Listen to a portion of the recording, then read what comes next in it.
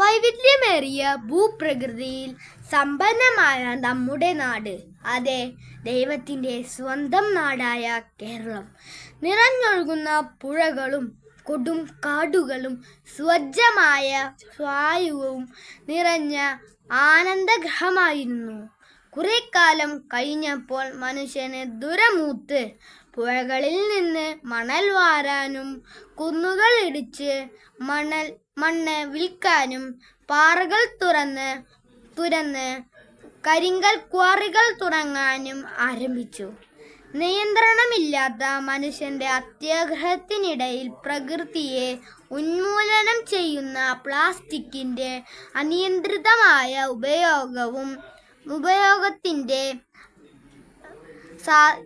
ഉപയോഗവും സാധാരണമായി.